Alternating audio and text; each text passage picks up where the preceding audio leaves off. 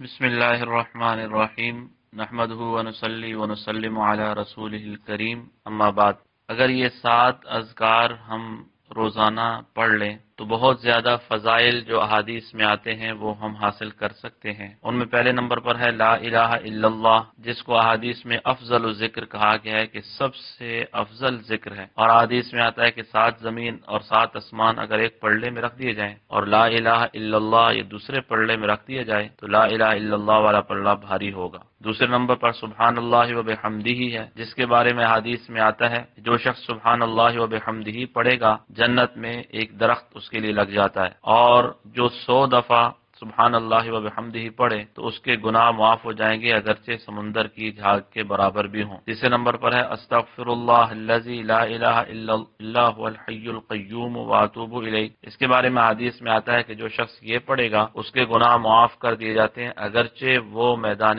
جہاد سے بھاگا ہو۔ چوتھے نمبر پر لا حول ولا قوت الا باللہ ہے، جس کے بارے میں حدیث میں آتا ہے کہ کنز من کنوز الجنہ، یہ جنت کے خزانوں میں سے ایک خزانہ ہے۔ پانچویں نمبر پر ہے درود پاک اللہم صلی علی محمد وعلی آلہ وبارک وسلم، جس کے بارے میں آتا ہے کہ جو شخص درود پاک پڑھے گا تو اللہ رب العزت اس پر 10 رحمتیں نازل فرمائیں گے، اور آقا علیہ الصلوۃ والسلام نے فرمایا کہ جو مجھ پر صبح شام 10 مرتبہ درود پاک پڑھے گا قیامت والے دن وہ میری شفاعت کا مستحق ہوگا۔ اور ایک حدیث میں آپ نے فرمایا کہ قیامت والے دن وہ شخص میرے سب سے زیادہ قریب ہوگا جو مجھ پر سب سے زیادہ درود پاک پڑھے گا۔ اور اس کے بعد ہے سبحان اللہ والحمد للہ ولا الہ الا اللہ واللہ اکبر، اس کے بارے میں رسول اللہ صلی اللہ علیہ وسلم نے فرمایا کہ اگر میں یہ دعا پڑھوں سبحان اللہ والحمد للہ ولا الہ الا اللہ واللہ اکبر احب الی مما طلعت علیہ الشمس، مجھے محبوب ہے ان تمام چیزوں سے جن پر سورج طلوع ہوتا ہے، یعنی روئے زمین کی تمام چیزوں سے۔ اور ایک حدیث میں آپ نے فرمایا کہ حب الکلام الی اللہ الاربع، اللہ کو یہ 4 جملے بہت